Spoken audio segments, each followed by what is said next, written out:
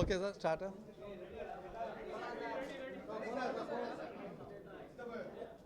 எங்கள் அழைப்பை ஏற்று வந்திருக்கும் இங்கே அனைத்து பத்திரிகை ஊடக நண்பர்களுக்கும் வலைதள நண்பர்களுக்கும்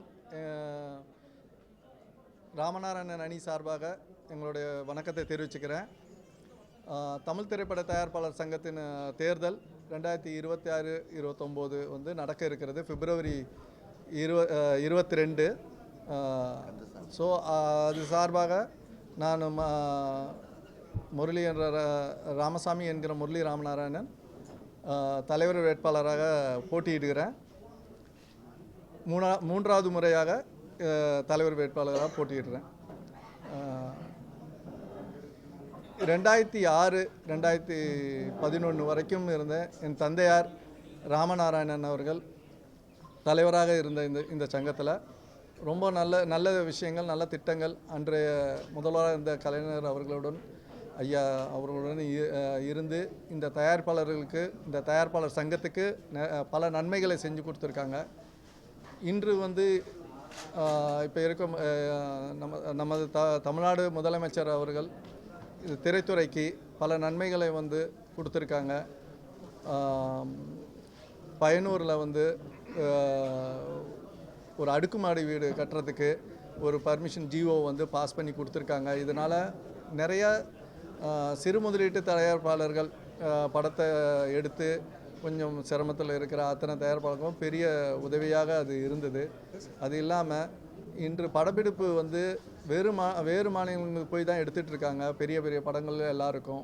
அதனால் தயாரிப்பாளர்களுக்கு செலவுகள் பட்ஜெட் அதிகமாகிட்டே வருது. அதை குறைக்கணும்னு நாங்கள் கேட்டதுக்கு இங்கே வந்து குந்தம்பாக்கத்தில் 153 ஏக்கர் நிலப்பரப்பில் 500 கோடி அளவில் ஒரு ஸ்டுடியோ வந்து தமிழ்நாடு அரசு வந்து இது பண்ணிகிட்ருக்காங்க. அதே மாதிரி எம்ஜிஆர் ஃபிலிம் சிட்டி அதை வந்து இருந்த பழைய இதை வந்து புதுப்பித்து இன்று நிறையா ஃப்ளோர்கள் கட்டிகிட்ருக்காங்க. ஸோ படப்பிடிப்புகள் இங்கே இருக்க தயாரிப்பாளர்கள் செலவுகளை குறைக்கிறதுக்கு இங்கே வந்து செய்கிறதுக்கு நம்ம தமிழ்நாடு முதலமைச்சர் அவர்கள் வந்து ஆணையிட்டு அதுக்கு எங்களுடைய நன்றியை தெரிவிச்சுக்கிறோம். அதே மாதிரி வந்து சிங்கிள் விண்டோ சிஸ்டம் தமிழ்நாடு முழுக்கும் எங்கு படப்பிடிப்பு நடந்தாலும் சிங்கிள் விண்டோ சிஸ்டம் மூலமாக அவங்க வந்து பண்ணியிருக்காங்க. அதுக்கும் வந்து நன்றி தெரிவிச்சுக்கிறேன். இதை வந்து 2006-11 வந்து என் தந்தையார் பண்ணதை வந்து 2026 வந்து கொண்டு வரணுங்கிறதுக்காக ராமநாராயணன் அணி என்ற பேரில் வந்து நாங்கள் வந்து ஆஃபீஸ் பேரர் மொத்தம் 7 பேரும் செயற்குழு உறுப்பினர்கள் 26 பேரையும் வந்து இங்கே வேட்பாளராக வந்து அறிமுக கூட்டம் நடத்தியிருக்கிறோம். இதுலேருந்து பிரச்சாரங்கள் வந்து ஸ்டார்ட் பண்ணுறோம். ஸோ இப்போ தயாரிப்பாளர்கள்ட்ட ஆதரவு கேட்டு பண்ண இருக்கிறோம். வெளி ஊரில் இருக்கிறவங்களுக்கு எல்லார்ட்டையுமே வந்து எங்களோட பிரச்சார பயணம் வந்து தொடங்கும். ஸோ அதுக்காக இந்த கூட்டம். நன்றி, வணக்கம். சார், இப்போ தணிக்கை குழு 2 படங்களுக்குமே வந்து இன்னும் சான்றிதழ் வழங்கலை அப்படின்ற ஒரு குற்றச்சாட்டு வந்திருக்கு. அதாவது ஜனநாயகன் வந்து கோர்ட்டுக்கு போயிருக்கிறாங்க, இன்னும் பராசக்தி வந்து சர்டிஃபிகேட் கிடைக்கும் அப்படின்னு எதிர்பார்த்துருக்கிறாங்க. இந்த மாதிரி நிறைய சிக்கல்கள் இருக்குது. இந்த மாதிரி தயாரிப்பாளர்கள் அதுக்கான என்ன முடிவு எடுக்கிறாங்க, அதுக்கான ஏதாவது ஏற்பாடுகள் செய்கிறாங்களா? இது குறித்து நீங்கள் அதிகாரிகள்கிட்டயோ அல்லது வந்து அரசுகிட்டயோ பேசுவீங்களா? இதில் வந்து ஒரு நடைமுறைப்படுத்தணும். தணிக்கை குழு வந்து சென்ட்ரல் கவர்மெண்ட்டோடது. ஒரு 15 நாள் முன்னாடிக்குள்ளே ஒரு சில ரெப்ரசன்டேஷன், ஏன்னா அவங்க வந்து நிறையா சிஸ்டம் மாற்றிட்டே இருக்கிறாங்க. ஸோ நாங்கள் எங்களுடைய சிரமங்களை இப்போ வந்து ஒரு மாதம் முன்னாடி வந்து பேன் இண்டியா படங்கள் எடுக்கிறதுக்கு வந்து ஒரே நேரத்தில் அத்தனை மொழிகள்லையும் சென்சார் பண்ணுற மாதிரி ஒரு சூழ்நிலையை கொண்டு வந்து அதை அறிவிச்சிருக்காங்க. அது வந்து ஒரு திட்டம் வந்து கொண்டு வரும்போது அது ஆரம்ப ஸ்டேஜில் வந்து கொஞ்சம் வந்து சிரமப்பட வேண்டியது இருக்குது. ஏன்னா இதனால் எங்களுக்கு தயாரிப்பாளர்களுக்கு என்ன பிரச்சனைனா, இது வந்து தயாரிப்பாளர்கள் மட்டும் கிடையாது, இயக்குநர்கள் வந்து அதை நேர சூழ்நிலையை கருதி அவங்க சீக்கிரம் முடிக்கணும். ஏன்னா கடைசி நேரத்தில் சென்சாரை பண்ணிவிட்டு எல்லாரோடைய ப்ரெஷரையும் இருந்தது. ஏன்னா இன்றைக்கி வந்து புக்கிங் வந்து ஒரு வாரம் முன்னாடி ஓப்பன் பண்ண வேண்டியது இருக்குது. சென்சார் சர்டிஃபிகேட் வந்தால் தான் புக்கிங் ஓப்பன் ஆகணும். இப்போ வந்து சிங்கப்பூருக்கு எங்கள் ஃபாரினில் ரிலீஸ் பண்ணணுன்னா 21 நாளைக்கு ஒரு நாளைக்கு முன்னாடி சென்சார் பண்ண வேண்டியது இருக்குது சிங்கப்பூரில். ஒரு கண்ட்ரிக்கு ஒரு சட்டத்திட்டங்கள் இருக்குது. ஸோ தயாரிப்பாளர்கள் வந்து வந்து நம்ம வந்து இயக்குநர்கள்ட்டே வந்து அதை வந்து வேகப்படுத்தி கொஞ்சம் முன்னாடி கொடுங்க, இந்த டைம் ஃப்ரேம் வரும். அதை மாதிரி ஒரு சூழ்நிலையில் இப்போ நடந்துகிட்ருக்கு. ஏன்னா சென்சார் போர்டு எடுக்கிற சட்டத்திட்டங்கள் வந்து இன்றைக்கி சமுதாயத்தை எந்த அளவுக்கு பாதிக்கும் எல்லாத்தையும் பார்த்து தான் அவங்க அந்த சர்டிஃபிகேட் கொடுக்குறாங்க. அது இல்லாத பட்சத்தில் அதை ஹோல்டு பண்ணுறாங்க. அது ஏதாவது பிரச்சனைக்குள்ள படங்களாக இருந்தால் ஹோல்டு பண்ணுறாங்க. அதை வந்து அது 100% வந்து தயாரிப்பாளருக்கு பெரிய பாதிப்பு இருக்குது. அது வந்து இயக்குநர்கள் அவங்க வந்து தயாரிப்பாளர்களை எண்ணி வந்து அவங்க அதை வந்து சரி பண்ணாங்கன்னா கரெக்டாக இருக்கும். 2 படங்களில் வந்து ஒரு படம் கோர்ட்டில் இருக்குது, இன்னொன்று வந்து முடிஞ்சதாக கேள்விப்பட்டோம். அது சீக்கிரம் வந்துடும். இந்த விஷயத்திலேயே கோர்ட்ல என்ன சொல்லியிருக்காங்க ஜனநாயகன் தரப்பு அப்படின்னா, சென்சார் போர்டு சொன்ன சேஞ்சஸை நாங்கள் வந்து பண்ணிட்டோம், யூஏ வாங்குறதுக்கு நாங்கள் ஒத்துக்கிட்டோம். குறிப்பாக 27 கட்ஸ் சொன்னாங்க, அது எல்லாத்தையுமே நாங்கள் மாற்றிட்டோம் அப்படின்னு சொல்கிறாங்க. அதுக்கு பின்னாடியும் நாங்கள் 9 நாள் அதுக்காக நாங்கள் வெயிட் பண்ணியிருந்தோம். எந்த ரெஸ்பான்ஸும் இல்லாமல் 5ஆம் தேதி இரவு தான் அதுக்கான அந்த மெயில் வந்துச்சு அப்படின்னு சொல்கிறாங்க. இந்த கால தாமதம் ஏன் இருக்கும் அப்படின்னு நினைக்கிறீங்க? உண்மையே சொல்ல போனால் சார், அது வந்து அவங்களுக்குள்ள மெயில் கான்வர்சேஷனில் இருக்குது. நாங்கள் அதில் வந்து சொல்ல இப்போ வந்து அது தெரியாத ஒரு சூழ்நிலையில் இருக்கோம்.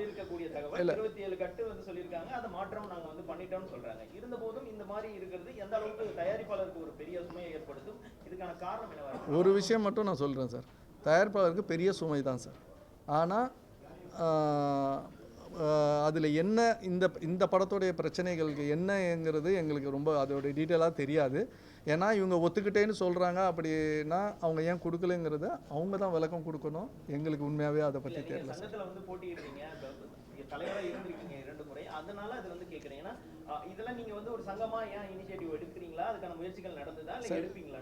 சங்கமாக நாங்கள் வந்து சென்சார் போர்டுக்கு ரெகுலராக சென்சார் போர்டு மட்டும் இல்லை sir, any regulations from the government வந்து நாங்கள் ரெப்ரசன்ட் பண்ணி ஆகணும், ரெப்ரசன்ட் பண்ணுவோம்.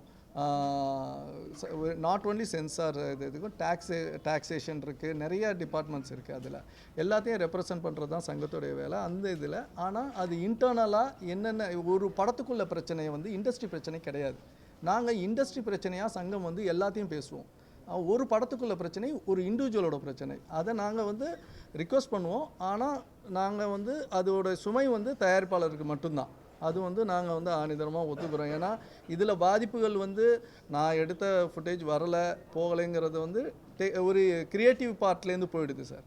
ஆனால் இன்வெஸ்ட்மெண்ட் பார்ட்லேருந்து ஒரு ப்ரொடியூசருக்கு மிகப்பெரிய பாதிப்பு இருக்குது. நாள் தள்ளுனாவே பாதிப்பு அதிகமாக தான் இருக்குது. ப்ரொடியூசர் தாங்க, ப்ரொடியூசரு. நீங்கள் வந்து பாயிண்ட் அவுட் பண்ணி இப்படி கேட்கணுன்னா நம்ம வந்து அதை பேசணும், அது வேறு மாதிரி போயிடும் சார். அது கிடையாது, அது வேறு மாதிரி போயிடும். அவரை பற்றி பேசலை, எல்லா ப்ரொடியூசரும். நானே விஜய் சார் வச்சு படம் பண்ணேன், அதே சென்சார் இஷ்யூஸ் எனக்கும் வந்துச்சு, நானும் ஃபேஸ் பண்ணேன். ஓகேங்களா? அது வந்து அது என்ன இண்டிவிஜுவல் பிரச்சனைங்கிறது நம்மளுக்கு தெரியும். அதனால வந்து இதை வந்து நம்ம வந்து வேறு மாதிரி எடுத்துகிட்டு போனோன்னா அது கிடையாது சார். உண்மையாகவே அதில் எதுவுமே கிடையாது. இது படத்துக்குள்ளே இருக்கிற சீன் பிரச்சனைகள் இருந்திருக்குங்கிறது என்னுடைய எண்ணம். ஏன்னா அவங்க சும்மா வந்து ஒரு படத்தை வந்து நிப்பாட்டிட மாட்டாங்க சார். எனக்கு தெரிஞ்சு சென்சார் போர்டு சும்மாலாம் நிப்பாட்டிட மாட்டாங்க. அதில் என்ன இருக்குங்கிறது அவங்க பார்த்தா அந்த கமிட்டிக்கு மட்டும்தான் தெரியும். அதில் இருக்க விளக்கங்கள் அவங்களுக்கு மட்டும்தான், அது வெளியில் ஷேர் பண்ண மாட்டாங்க. எவ்ரிதிங் அது வந்து ஏன்னா ஒரு படம் முடிஞ்ச கட்டு கொடுத்து முடித்த உடனே அதை கட்டை திருப்பி பார்ப்பாங்க. கட்டு கொடுத்து பார்த்த உடனே அதை நம்ம வந்து அதோடைய காப்பி இன்னொன்று கொடுக்கணும், கட் பண்ணி ஒரு காப்பி படம் ஃபுல்லாக கொடுக்கணும். அதை சீல் வச்சு உள்ளே வச்சுப்பாங்க. அவங்க சென்ட்ரல் கவர்மெண்ட்டில் ஒரு காப்பி இருக்கும். நீங்கள் இது பண்ணது இது வந்து ப்ரொசீஜர். இந்த ப்ரொசீஜரை வந்து எல்லாருக்குமே தான் சமம் தான். அதில் ஒன்றும் இது கிடையாது. இதில் இருக்க பிரச்சனைகள் உள்ளே இருக்க என்ன பிரச்சனைகள் கொடுத்தேன் கொடுக்கலைங்கிறது வந்து அவங்களுக்கு மட்டும்தான் தெரியும். சொல்லப்படுறது 2 முறை நீங்க ஜெயிச்சு வந்துட்டீங்க. ஆனா இந்த 3வது முறை வந்து இவ்வளவு போட்டி ஏன்? ஏன்னா நீங்க அப்ப வந்து நிறைய பேர் நிறைய குற்றச்சாட்டு வைக்கிறாங்க. அதெல்லாம் வந்து நீங்க எப்படி அதை கடந்து போக போறீங்க? குற்றச்சாட்டுகள் நீங்கள் சொன்னீங்கன்னா அதை கடக்கிறதுக்கு நான் சொல்கிறேன். 2 முறை போட்டிங்கிறது இந்த வாட்டி என்ன சூழ்நிலைகள் வந்து ஒரு வருட கால சங்கத்துடைய செயல்பாடுகளில் பார்க்கும்போது இருக்குது. இன்னொன்று வந்து போட்டிகள் வந்து எப்போவுமே வந்து ஒரு தேர்தல்னு வந்துட்டால் எல்லா அமைப்பில் எல்லாருமே நண்பர்கள் தான். ஆனால் போட்டின்னு வந்து அது வரும், தேர்தலுங்கிறது போட்டியாக தான் வந்து வரும். அதை வந்து எங்களுக்குள்ளே இருக்கிற ஒரு ஸ்ட்ரென்த்தை வந்து நாங்கள் பார்த்துக்குறோம், அவ்வளோதானே தவிர மூணாவது வாட்டி நிற்கிறதுக்குள்ளது வந்து நிறையா விஷயங்கள் இன்னும் இருக்குது. ஏன்னா நான் எக்ஸாம்பிள் வந்து உதாரணத்துக்கு வந்து பையனூரோட இடம் வந்து இப்போ தமிழ்நாடு முதலமைச்சர் வந்து ஜிஓ பாஸ் பண்ணி கொடுத்தாங்க. அது வீடு கட்டும் திட்டம் ஒன்று பெண்டிங் இருக்குது. சில இது வந்து இதில் இருக்குது. அதை வந்து கொஞ்சம் முழுமையாக்கணும், இருக்கிறவங்களுக்கு வீடு கட்டி கொடுக்க வேண்டியது இருக்குது.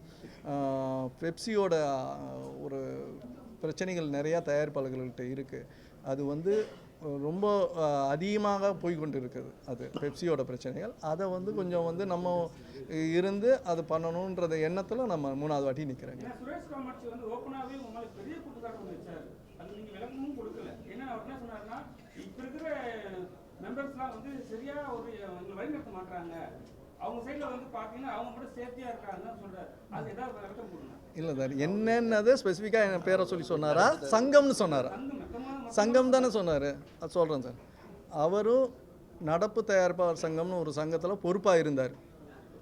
அப்போல்லாம் பேசாதவர் இன்றைக்கி அதை விட்டு வந்தோடனே நம்மள்கிட்ட பேசுகிறார். சங்கமாக அதில் நிறையா சங்கம் வந்து எல்லாமே பேசிகிட்டு இருக்கோம். திரையரங்கு உரிமையாளர் அசோசியேஷனோட நாங்கள் பேச்சுவார்த்தைகள் பண்ணி சிறு முதலீட்டு படங்களுக்கு கண்டிப்பாக தேட்டர் கொடுக்கணும் அப்படின்னு சொல்கிறோம். அளவு வந்து கூட்டம் வர்றதை பொறுத்து அவங்க கொடுக்குறாங்க. ஆனால் ஒரு முக்கியமான இதில் இருக்கும். இதில் வந்து நிறையா ரொம்ப டீட்டெயில் விஷயங்கள் நிறையா இருக்குது. ஏன்னா இன்றைக்கி ஓடிடி தளங்களோட பிரச்சனைகள் அதுக்குள்ளே அடங்கியிருக்கு. திரையரங்குகள் வந்து 8 வாரம் வந்து கொடுக்கணும்னு சொல்லி கேட்டிருக்காங்க. நாங்கள் வந்து 4 வாரத்தில் போடணும்னு பேசிக்கிட்டு இருக்கோம். ஏன்னா நாங்கள் முதலீடு பண்ணுறோம். திரையரங்குகளில் இன்றைக்கி படம் ரிலீஸ் ஆனால் 1 வாரம் 2 வாரத்துக்கு அதிகபட்சம் பெருசாக போனால், பெரிய படங்கள் வந்து பெருசாக ஓடுது. சிறு படங்கள்லாம் 1 வாரத்தில் எடுத்துடுறாங்க. நிறையா படங்கள் வர்றதுனால ஓடிடி வந்து நாங்கள் எவ்வளோ சீக்கிரம் கொடுக்குறோமோ எங்களுக்கு கொஞ்சம் மிச்சமாகும், நல்லா இருக்கும்ங்கிறதுக்காக நாங்கள் பேசுகிறோம். அவங்களுடைய பாதிப்பை வந்து 8 வாரம்னு கேட்டு பேசிகிட்டு இருக்காங்க. இந்த பேச்சுவார்த்தைகள் நடக்கிறதுல அது ஒரு பிரச்சனைகள் இருக்குது சார். அதில் இருக்குது திரையரங்கு பிரச்சனைகள் அதில் இருக்குது. அதான்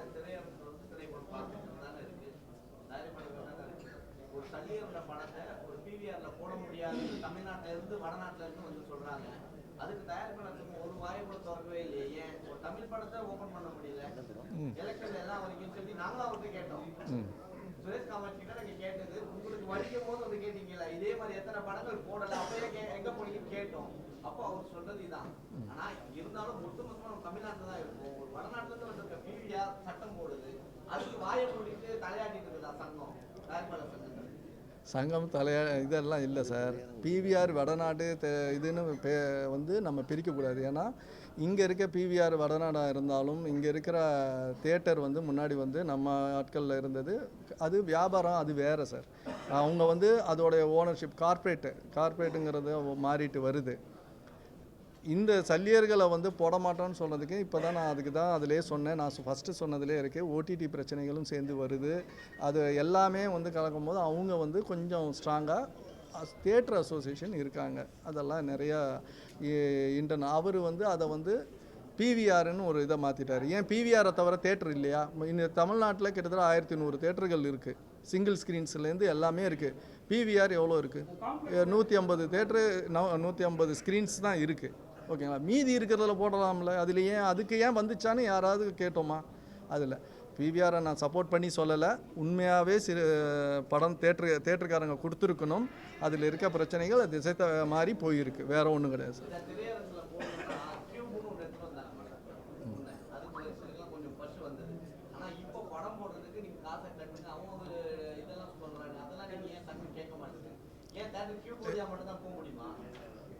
சார் கியூபுங்கிறது உங்களுக்கு வந்து கியூப் மட்டும் இல்லை சார், மொத்தம் வந்து 8 ப்ரொவைடர்ஸ் இருக்காங்க சார். கியூபு, சோனி, அந்த மாதிரி யூஎஃப்ஓ 8 ப்ரொவைடர்ஸ் இருக்கும்.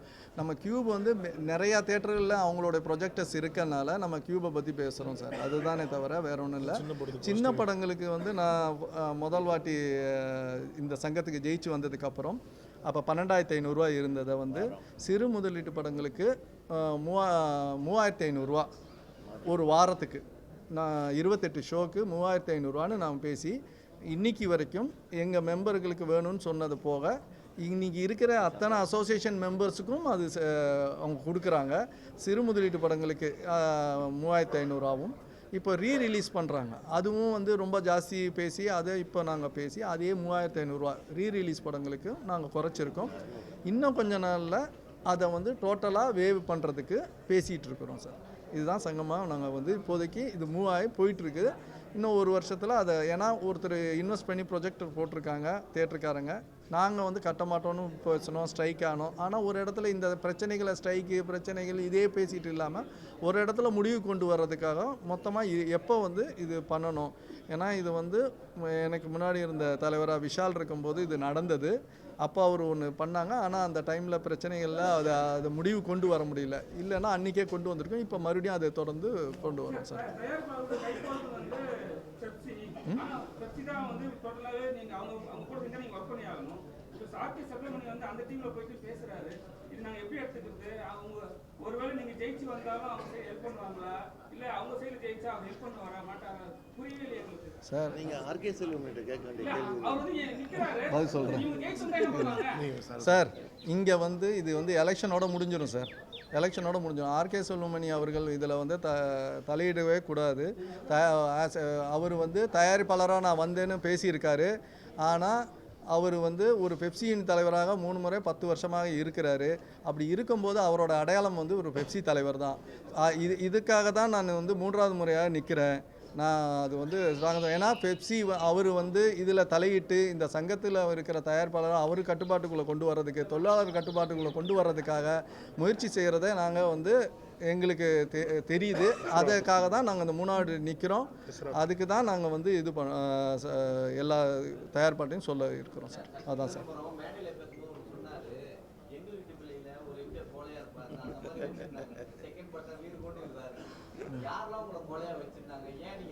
அது அவருடைய கருத்து. அவருடைய கருத்து அவர்கிட்ட கேளுங்க சார். சொன்னார்ப்பா.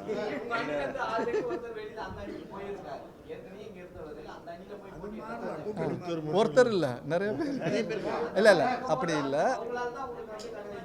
இல்லை சார். இல்லை அவரு ஒரு எக்ஸாம்பிள் சொல்கிறது வந்து அப்படி சொல்கிறாரு. நாகரிகம் கருதி நிர்வாகத்தில் வந்து நடக்கிற எல்லா விஷயத்துலையுமே நாங்கள் எல்லாரும் ஒற்றுமையாக இருக்கிறத வந்து கடைப்பிடிக்கும் போது கோலைங்கிற பேர் வந்துச்சுன்னா ஏற்றுக்கிறேன். ஓகேங்களா? ஏன்னா எதையுமே அசிங்கப்படுத்தக்கூடாது. ஒரு இன்றைக்கி வரைக்கும் அடுத்த ஜெயிச்சு நாங்கள் வரோமா அவங்க வராங்களா அடுத்த பாடி வர வரைக்கும் இப்போ இருக்கிறவங்க தான் நிர்வாகத்தில் நாங்கள் இன்னமும் இருந்துகிட்ருக்கோம். இன்னும் சங்கம் செயல்பட்டுக்கிட்டு தான் இருக்குது. சேர்ந்து தான் செயல்பட்டுக்கிட்டு இருக்கிறோம். அந்த டிசிஷன் வந்து துறைக்கு. இது வந்து தனிப்பட்ட முறையில் நாங்கள் எலெக்ஷனை ஃபேஸ் பண்ணுறோம் சார். அதுதான்.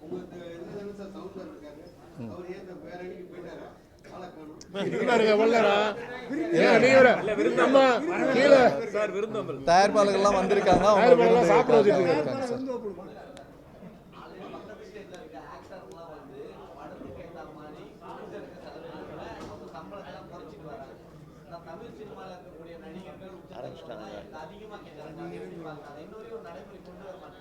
சார் கண்டிப்பாக குறைக்கணுங்கிறத நாங்களும் கேட்குறோம்.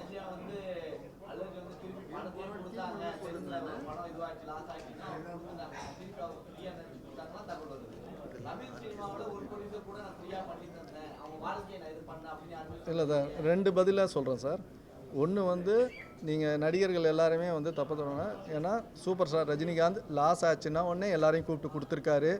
அந்த மாதிரி இருக்காங்க. அஜித் சார் வந்து ஒரு இதானோடனே சத்யஜித் தியாகராஜன் சாருக்கு இன்னொரு படம் கொடுத்து காப்பாற்றிருக்காரு. இந்த மாதிரி எல்லாம் இருக்காங்க. விஜய் சார் வந்து அவர் வரும்போது கொடுப்பாரு. அதெல்லாம் ஓகே சார். அவர் என்ன அடுத்தது என்னென்னு அவருடைய பயணம். அதே நேரத்தில் நாங்கள் நடிகர்கள்ட்ட என்ன கேட்குறோம்னா, நீங்கள் ரெவன்யூ ஷேரிங்கில் வாங்கங்கிறத நாங்கள் பேசிக்கிட்டு தான் இருக்கோம். நடிகர் சங்கத்திலையும் இதை வந்து பேசி வச்சுருக்கோம். ஸோ அவங்க நடிகர் சங்கமும் ஒருத்தரோட சம்பளத்தை நாங்கள் யாரும் ஃபிக்ஸ் பண்ண முடியாது. ஏன்னா இன்றைக்கி மார்க்கெட் இருக்கும்போது தான் சம்பளம் ஏற்றுறது இறங்குது. மேக்ஸிமம் வந்து இன்னொன்று நாங்கள் முக்கியமாக கேட்குறோம், தமிழ்நாட்டில் இருக்க தயாரிப்பாளருக்கு கண்டிப்பாக டேட்டு கொடுங்கன்னு கேட்டுக்கிட்டு இருக்கிறோம். அதை தாண்டி போயிட்டாங்க. அந்த இடத்த நீங்கள் சம்பளத்தை பார்த்தீங்க, அதை தாண்டி அவங்க அங்கே போயிட்டாங்க. அதெல்லாம் வந்து இங்கே இருக்கிறவங்களுக்கும் நீங்கள் பாருங்கன்றதை நாங்கள் வந்து சங்கத்தோட கேட்டுக்கிறோம். இந்த பத்திரிகை வாயிலாகவும் கேட்டுக்கிறோம் சார். நன்றி சார். தேங்க்யூ. வெளியூரில் இருக்க தயாரிப்பாளர்கள் ஓட்டு சார். அவ்வளோதான். சரி, ஓகேவா? போதும் நன்றி.